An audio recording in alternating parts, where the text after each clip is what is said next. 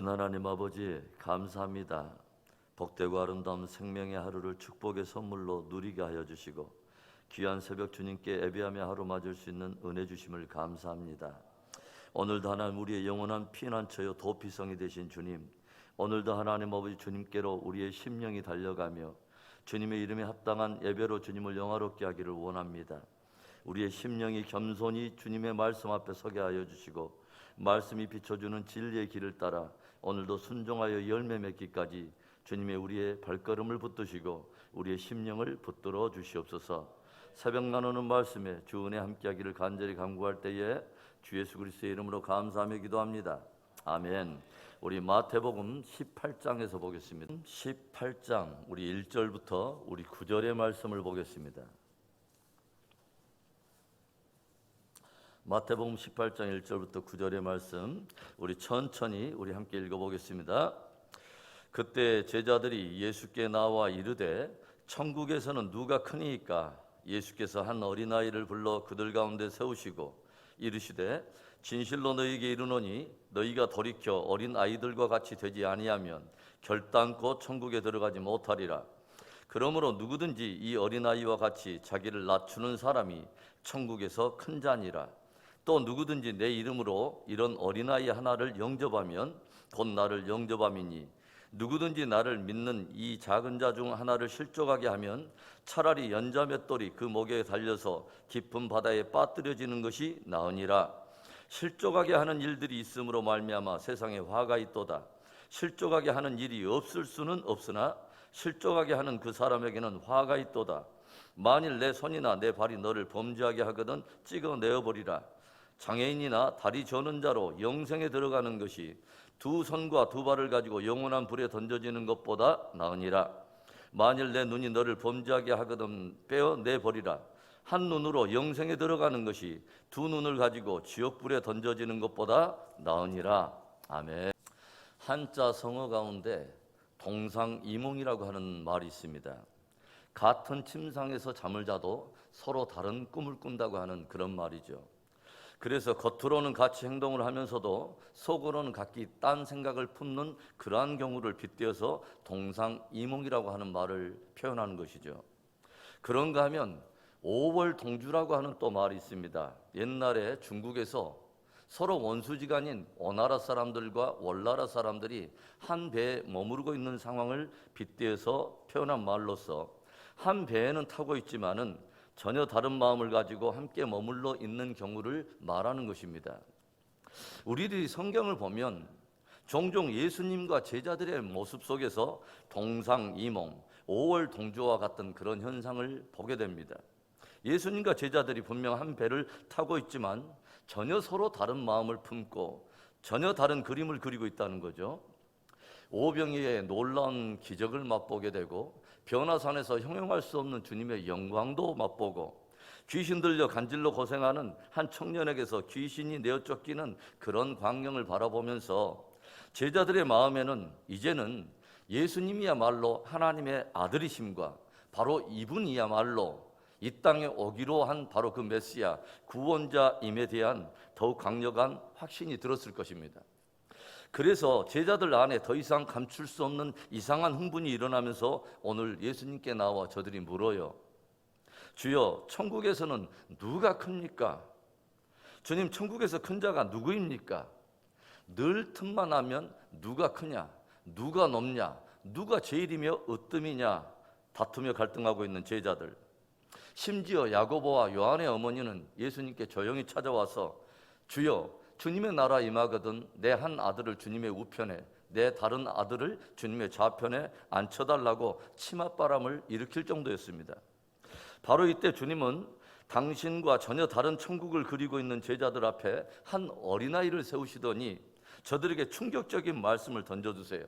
그리고 그 주님의 말씀은 저들 안에 있던 하나님 나라에 대한 엉뚱한 허상을 다 깨버리고 저들의 엉뚱한 기대와 가치관을 다 뒤엎어 버릴 만한 충격적인 말씀이었습니다. 3절에 보면 이르시되 진실로 너희에게 이르노니 너희가 돌이켜 어린아이들과 같이 되지 아니하면 결단코 천국에 들어가지 못하리라. 예수님 당시 유대 사회에서는 여자들이나 또는 어린아이를 경시하는 문화였고, 심지어 사람의 수를 셀 때도 여자와 또 이 아이의 숫자는 제외한 성인 남자들의 숫자만 세웠던 것을 우리가 보게 되죠. 그리고 이러한 당대 세상의 흐름을 타고 자연스럽게 제자들 역시 어린아이들을 경시하고 있었다는 것을 우리가 성경을 통해서 엿보게 되죠. 여인들이 자기의 자녀들을 데리고 예수님께서 축복하기를 간절히 원해서 예수님 앞에 데리고 가는데, 제자들이 심히 저들을 꾸짖는 장면이 성경에 기록되어 있지 않습니까? 그래서 이런 제자들에게 주님께서 오늘 들려주신 말씀은 다소 충격적이었을 것입니다. 너희가 돌이켜 어린아이와 같이 되지 아니하면 결단코 천국에 들어가지 못하리라. 주님은 어린아이들을 너희가 무시해서는 안 된다라고 말하는 정도가 아니라, 돌이켜 어린아이들과 같이 되지 않으면 결단코 천국에 들어가지 못하리라 엄하게 경고를 하신 거예요. 여기서 돌이키다라고 하는 이 단어, 스트레포라고 하는 단어는 방향을 완전히 틀다, 뉘우치며 완전히 되돌아서다라고 하는 의미로, 지금까지 너희가 가지고 있는 왜곡되고 잘못된 그 마음과 태도와 행실을 버리고 완전히 되돌아서야 한다라고 하는 강력한 도전인 것입니다. 그렇다면 천국에서 큰 자가 되려면, 진짜 천국에서 큰 자가 되고자 한다면 어떻게 해야 할까요? 어린아이와 연결시켜 오늘 주님께서 들려주신 도전 첫 번째, 어린아이와 같이 자신을 낮추라 주님은 말씀하십니다. 4절의 말씀, 그러므로 누구든지 이 어린아이와 같이 자기를 낮추는 사람이 천국에서 큰 자니라. 오늘 주님은 엉뚱한 경쟁심과 허영심을 버리지 못하고 천국에 대한 전혀 엉뚱한 환상을 꿈꾸고 있는 제자들을 향해서 진실로 어린아이와 같이 자기를 낮추는 그 사람이 천국에서 큰 자라고 주님이 들려주세요. 지극히 자기를 낮추고 남을 나보다 낮게 여기는 겸손과 겸양이 천국 백성들 안에 있어야 될 마땅한 품성이라는 것을 말씀하신 것입니다. 우리는 하나님의 나라를 통치하시는 예수님이 어떤 분인가를 조용히 묵상해 볼 필요가 있어요. 그 나라의 왕이신 예수님이 어떤 분인가 하는 것이죠. 그분의 겸손에 대해서 성경이 무엇을 들려줍니까? 빌립보서 2장 6절과 7절에 보면, 그는 근본 하나님의 번체시나 하나님과 동등됨을 취할 것으로 여기지 아니하시고 오히려 자기를 비워 종의 형체를 가지사 사람들과 같이 되셨고 사람의 모양으로 나타나서 자기를 낮추시고 죽기까지 복종하셨으니 곧 십자가에 죽으심이라. 그분은 기꺼이 하나님의 본체시지만, 그분 자체가 하나님이시지만 오히려 자기를 비우시고 종의 형체를 가지셨다고 들려줍니다. 그분은 기꺼이 사람의 모양으로 나타나시고 자기를 낮추실 뿐만 아니라 십자가에 죽기까지 복종하셨다고 우리에게 들려줘요. 바로 그분이 그 나라를 다스리는 예수님이십니다. 그렇다면 그를 따르는 그의 나라에 합당한 백성들의 그 태도와 성품이 어떠해야 할까요? 주님은 잡히시기 전날 밤에 허리에 수건을 두르시고 친히 제자들의 발을 씻기시죠. 그리고 주님은 제자들에게 이렇게 말씀하세요. 내가 너희의 주와 및 선생으로서 너희의 발을 씻겼으니 너희도 서로 발을 씻기는 것이 옳으니라. 사랑하는 여러분, 모든 사람들 앞에 자신을 낮추고 더욱 겸손하게 주님을 섬기는 복된 저와 여러분의 신앙이 되기를 주의 이름으로 축원합니다. 천국에서 큰 자가 되려면, 진짜 크고자 한다면 어떻게 해야 할까요? 어린아이와 연결시켜 들려주시는 주님의 두 번째 도전, 어린아이를 주님 대하듯 영접하라 말씀하십니다. 어린아이는 당대 사회에서 사람들이 별로 그 존재감 자체도 별로 인식하지 못할 정도로 가볍게 취급을 받는 사회적 약자의 한 대표와 같은 그런 존재였습니다. 그런데 오늘 주님은 제자들에게 파격적이고 충격적인 말씀을 도전하신 거죠. 5절의 말씀, 또 누구든지 내 이름으로 이런 어린아이 하나를 영접하면 곧 나를 영접함이니. 이 세상에서 가장 약자를 대표하고 있는 어린아이를 오늘 주님은 그 하나님 나라를 다스리는 그 왕이신 당신과 거의 동일시하시면서 이 어린아이를 영접하는 것이 곧 나를 영접하는 것이라고 하는 엄청난 말씀을 도전하세요. 그렇다면 반대로 이 약한 자, 즉 어린아이와 같은 자를 영접하지 않는 것, 그를 홀대하며 경시하는 것은 무엇을 의미하는 것입니까? 바로 주님을 거부하고 거절하고 홀대하는 것과 같다는 것이죠. 얼마나 충격적입니까, 여러분? 주님은 주와 및 복음을 위해서 일해야 될 그 제자들 안에 자칫 한 영혼이라도 가볍게 여기거나 소홀히 해서는 안 될 것을 주님께서 가르쳐주셨다고 하는 것이죠. 실제로 예수님께서는 당신이 이 땅에 다시 오게 될 때에 모든 민족과 인생들을 모아서 심판하실 것을 양과 염소에 대한 비유로 들려주시는데, 바로 그때 창세로부터 예비된 그 나라를 상속받을 축복된 그 사람들을 향해서 이렇게 말씀하시는 것을 우리가 보게 돼요. 내가 줄일 때 너희는 먹을 것을 주었고, 목마를 때 마시게 하였으며, 나그네 되었을 때 영접하였고, 헐벗었을 때 입혔으며, 병들었을 때와 옥에 갇혔을 때 너희가 와서 보았느니라. 그러자 그들이 의아해하며 주님께 그렇게 묻죠. 주여, 언제 우리가 주님을 입혔고 먹였고 주님을 돌보았나이까?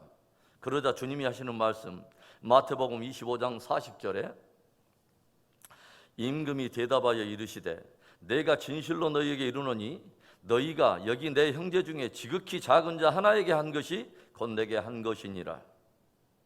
모든 사람들을 사랑하되 특별히 연약한 자들에게 마음을 기울여 더욱 깊이 따뜻하게 영접하며 섬기는 복된 저와 여러분 되기를 주의 이름으로 축원합니다.